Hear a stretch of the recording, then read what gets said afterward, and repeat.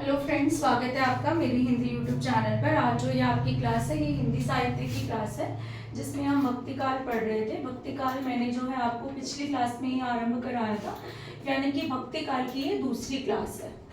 ठीक है, आज जो है हम पिछली क्लास में हमने कबीर के बारे में तथा भक्तिकाल की विभिन्न प्रवृत्तियां या सामाजिक स्थितियां, उस समय जो थी राजनीतिक स्थितियां, इन सब के बारे में पढ़ा था। आज जो है हम जो भक्तिकाल के अन्य कवि, मैं भी आपको बताती हूँ कि कैसे हमने इनको बांटा था, उस पढ़ेंगे। तो वीडियो को एंड तक जरूर देखिएगा। भक्तिकाल को मुख्य रूप से दो शाखाओं में या दो भागों में बांटा गया है, जिसमें निर्गुण भक्ति धारा जो मूर्ति पूजा में विश्वास नहीं करते, और सगुण भक्ति धारा जो मूर्ति में विश्वास रखते हैं, जिसमें राम काव्य और कृष्ण काव्य आता है।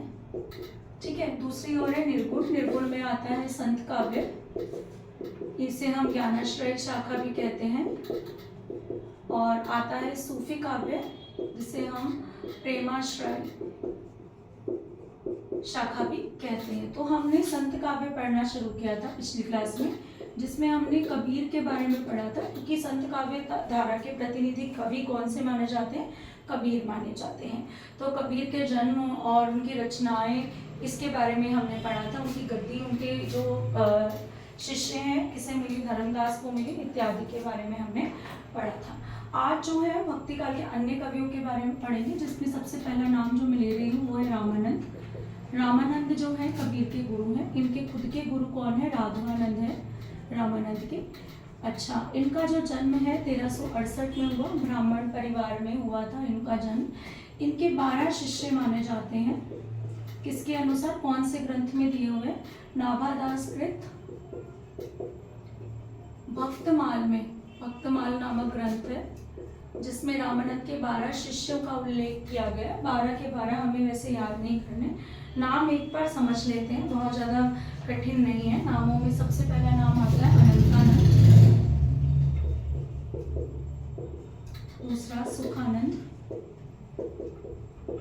नरहरयानंद, इसके बाद है हमारा नरहरयानंद, पीपा, कबीर, रैदास, ठीक, सुरसुरानंद,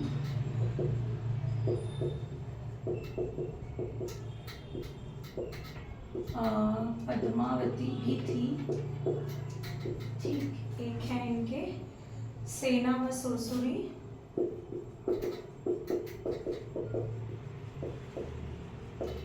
और धन्ना और सधना। ठीक है, ये इनके जो है 12 जो है शिष्यों के नाम हैं। इसके बाद रामानंद के बारे में, रामानंद ने ही जो है कबीर के मन में जो है मूर्ति पूजा का खंडन करना, भ्रायाडंबरों का विरोध करना, अनुभूति को जो है क्या करना? उच्च मानना, यानी कि ईश्वर को प्राप्त करना है तो किसको मानना है? आपको अनुभूति को मानना है। अनुभूति मतलब एहसासों पर जाना है। तो ये सब रामानंद को किससे, कबीर को किससे मिला है? रामानंद से मिला है। ठीक, इसके बाद जो इनके लिए हमें एक बात याद रखनी है, वो ये है कि स्वामी रामानंद ने विरक्त दल का संगठन किया, और इनके दल का नाम बना वैरागी संप्रदाय। ठीक है, वैरागी संप्रदाय किसने चलाया था?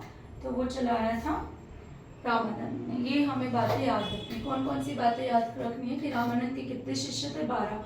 कबीर के गुरु कौन है? रामानंद है। रैदास के गुरु कौन है? रामानंद। इनमें यही मुख्य है।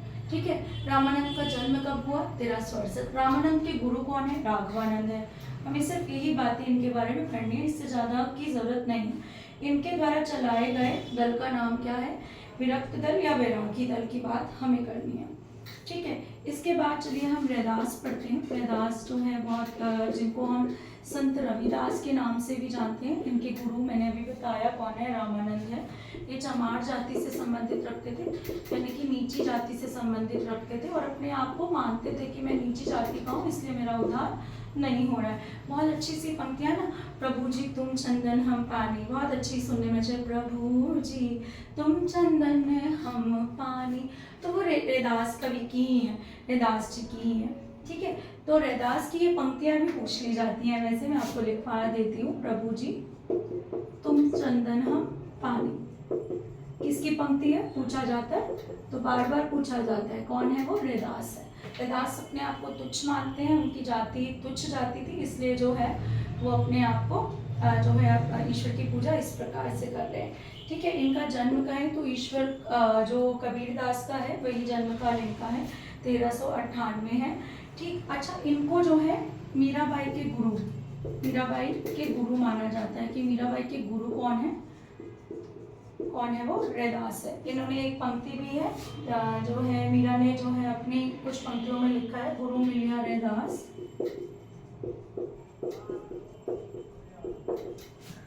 जी दीनी ज्ञान की गुटकी। ये किसने कहा है, मीराबाई ने कहा है, यानी कि मीराबाई के गुरु के रूप में किसका नाम लिया जाता है, रैदास का लिया जाता है। अब रैदास ने बहुत सारी रचनाएं नहीं की हैं, इनकी 40 पदों के बारे में हमें जानकारी है। ठीक है, 40 पदों की जानकारी। अब वो कहाँ मिलेंगे पढ़ने के लिए, वो गुरु ग्रंथ साहिब में मिलेंगे।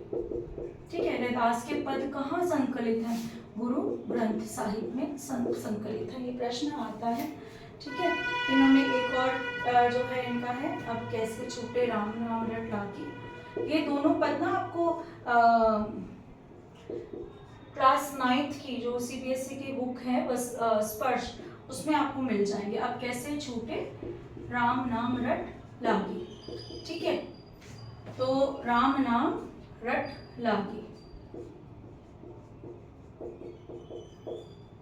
तो प्रभु जी तुम चंदन हम पानी और अब कैसे छूटे राम नाम रट लागी, ये दोनों ही पद जो हैं कक्षा 9वीं की पुस्तक में आपको मिलेंगे। तो रैदास के बारे में भी हमको यही पढ़ना है सिर्फ। रैदास के कितने पद हैं, 40 पद हैं। कहाँ संकलित है, कहाँ पर मिल सकते हैं हमें, तो गुरु ग्रंथ साहिब में मिल सकते हैं। इनके लिए जो है एक हजारी प्रसाद द्विवेदी का एक कथन है जो बहुत ही मुख्य है, कई बार पूछ लिया जाता है। अनाडंबर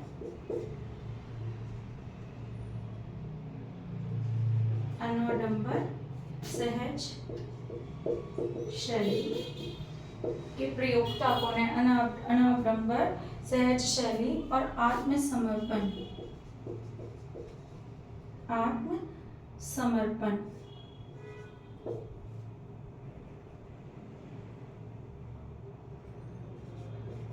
किसके काव्य में देखा जा सकता है, रैदास के काव्य में। ठीक है, तो इस तरीके से इनका एक मिलता जुलता कथन है कि अनाडंबर सहज शैली आत्मसमर्पण किसके काव्य में देखा जा सकता है, रैदास के काव्य में देखा जा सकता है। ठीक, इसके बाद जो है हम बात करते हैं, तो मैंने आपको रामानंद बताया, मैंने आपको रैदास बताया, अब हम करेंगे गुरु नानक जी के बारे में।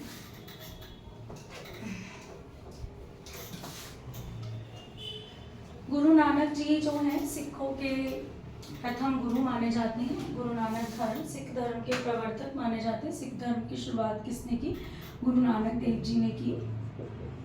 इनका जन्म जो है 1469 ईस्वी है। कहाँ पर हुआ, ननकाना साहिब में, तलवंडी नामकान पंजाब में हुआ। ठीक है, इनके परिवार के बारे में कई बार पूछ लिया जाता है। तो पिता इनके थे कालूचंद, पिता का नाम पूछ लिया जाता है, मैंने प्रश्न देखा है। ठीक है, इनकी माता जी तृप्ता, पत्नी सुलक्षणी, पुत्र 2 हुए, श्रीचंद और लक्ष्मीचंद, श्रीचंद और लक्ष्मीचंद। ठीक है, अब पुत्र में श्रीचंद का नाम मुख्य है। श्रीचंद ने जो है आगे चलकर पिता के नक्शे कदम पर चलकर उदासी संप्रदाय चलाया। ठीक है, ये याद रखना है। ठीक है, पिता के नक्शे कदम पर चलकर लक्ष्मीचंद ने जो है क्या चलाया, उदासी संप्रदाय चलाया। अब इसके बाद जो है बात करते हैं क्या है, बचपन से ही जो है इनका ध्यान जो है पारिवारिक गतिविधियों में नहीं लगता था। पिता जो है इनके ये सब बातें जो है ऑब्जर्व करते थे, देखते थे, अवलोकन करते थे इन बातों का। तो उन्होंने 17 वर्ष की आयु में ही इनका विवाह करा दिया। विवाह का इन पर कोई प्रभाव नहीं पड़ा। बहुत ही थोड़े समय बाद जो है ये अपनी पत्नी और बच्चों को छोड़कर जो है वैराग्य की खोज में यहाँ इधर उधर चले गए। इन्होंने बहुत सारे जो है दिशाओं में भ्रमण किया, लोगों को जो है निर्गुण ब्रह्म की उपासना करने ने बताया कि ईश्वर हर घट में विद्यमान है। ठीक है, गुरुद्वारे में जो लंगर प्रथा भी वो किसने चलवाई थी? इन्होंने ही चलवाई थी। ठीक, इन्होंने संगत व पंगत, कहते हैं ना संगत और पंगत, पंगत संगत क्या है? संगत आई, पंगत और लंगर इत्यादि की जो है इन्होंने शुरुआत की थी। अब जो है इन्होंने बोला कि हर एक व्यक्ति को खुद का ज्ञान होना बहुत जरूरी है। इनकी जो रचनाएं हैं वो इम्पोर्टेंट है बहुत, जिनमें जपू जी, आस्तादी द्वार, रहीरास, सोहिला और नसीहतनामा। ठीक है, कोई भी पूछ ली जाती है, ये नहीं है कि सिर्फ एक ही पूछी जाएगी, कोई भी रचना इनके बारे में पूछ ली जाती है। जो नानक धर्म सार, मतलब नानक धर्म का पूरा, इसको क्या बोलते हैं? नानक धर्म सार का मुख्य ग्रंथ कौन सा है? तो वो कौन सा कहा जाता है? जपू जी कहा जाता है, जिसमें नानक धर्म की सारी बातें लिखी हुई हैं। नसीहतनामा के लिए क्या खास बात है कि ये खड़ी बोली में रचित है। ठीक है, तो ये आपको पता है जो भी चीज़ अलग से हो, जो कुछ विशेष महत्व रखती हो, कुछ अलग भाषा में हो, तो वो क्या है? वो अधिकतर पूछी जाती है। तो नसीहतनामा के जो है रचनाकार पूछ लिए जाते, तो गुरु नानक देव है। ये रचना किस भाषा में है गुरु नानक देव की? तो ये किस भाषा में है? ये खड़ी बोली में है। तो ये इम्पोर्टेंट तथ्य है ये। ठीक, अच्छा, इसके बाद जो है अगले इनके बारे में हमें इतना ही याद करना है, इससे ज़्यादा मुझे नहीं लग रहा कि ज़रूरत है टीजीटी हिंदी के एग्ज़ाम के लिए। ठीक, काफ़ी है इतना। ठीक, आगे इनकी परंपरा में जो कवि हुए हैं हम उनके बारे में भी पढ़ेंगे। इनकी जो आगे शिष्य परंपरा कह सकते हैं, उनकी में जो है सबसे पहले नाम आता है गुरु अंगद देव का। इसके बाद आता है, जो जरूरी है वही कर रहे हैं, गुरु अर्जुन देव और गुरु तेग बहादुर और गुरु गोविंद सिंह। गुरु गोविंद सिंह तो आपको पता ही होगा, हम जो है मनाते भी हैं। गुरु गोविंद सिंह जो हैं ये अंतिम गुरु हैं।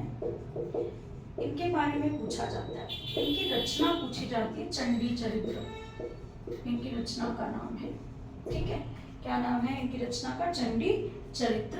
और एक और रचना है इनकी विचित्र नाटक। ये दोनों रचना ज्यादा इंपॉर्टेंट तो चंडी चरित्र ही है, जो बार बार पूछी जाती है। अंतिम गुरु या 10वें गुरु हैं कह सकते हैं, ये 9वें गुरु हैं। तो बस इतना पूछ लिया जाता है, ये तो जीके का भी क्वेश्चन बन जाता है कि जो है गुरु तेग बहादुर सिखों के 9वें गुरु हैं, या सिखों के 9वें गुरु कौन से हैं? अर्जुन देव जो है 5वें गुरु हैं सिखों के। इनकी रचना जो है ऐसे कोई रचना मिलती नहीं है। 5वें महला नामक एक ग्रंथ है, उसमें जो है इनकी रचना संकलित है। गुरु अंगद देव जी जो हैं इनके भी कुछ खास ग्रंथ हमें मिलते नहीं हैं। ठीक है, तो बस नाम याद करना है कि गुरु अंगद देव जो हैं सिखों के गुरु नानक देव की शिष्य परंपरा में आते हैं। ठीक, इसके बाद जो है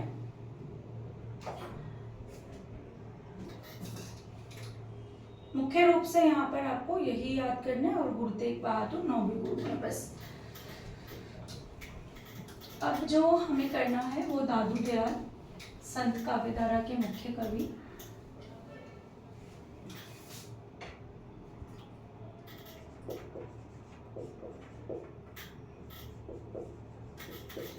दादू दयाल के जो है रज्जब इनके जो है माने जाते हैं शिष्य, जिन्होंने अंगबधू से जो है इनकी जो है वाणी को जो है संकलित किया था। ठीक, अब इनका जो जन्म माना जाता है दादू दयाल का, वो माना जाता है 1544 ईस्वी। अच्छा, दादू दयाल की जो है अलख दरीपा नामक स्थान जो है, अलख दरीपा इनका जो है, इनके सत्संग का स्थल है, इसका नाम कई बार पूछ लिया जाता है कि दादू दयाल के सत्संग का स्थल कौन सा है, अलख दरीबा। ठीक, इसके बाद जो है दादू पंथ का जो है इन्होंने परिवर्तन किया। इनको धुनिया जाति का बोला जाता था। धुनिया क्या होता है पता है आपको? कि धुनिया जो रुई धुनने का काम करता है इत्यादि। ठीक, इनके जो मुख्य शिष्य रहे उसमें रज्जब, सुंदरदास। सुंदरदास भी महान संत कवि हैं जिनके बारे में हम पढ़ेंगे। ठीक है, जगजीवन इत्यादि जो मुख्य हैं मैं वही करवा रही हूँ। और जो है संतदास,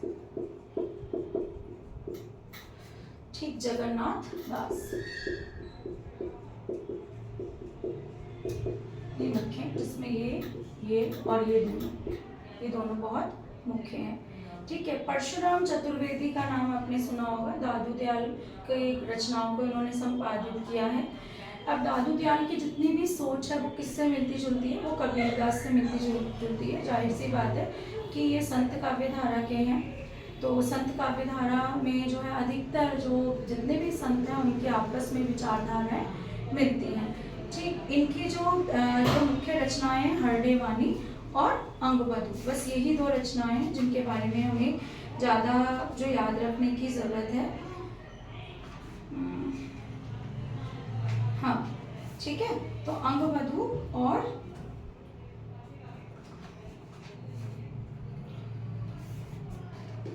अंगवधू का संपादन किसने किया था? रज्जब ने किया था।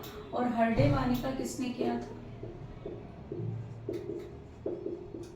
संतदास और जगन्नाथ दास ने किया था।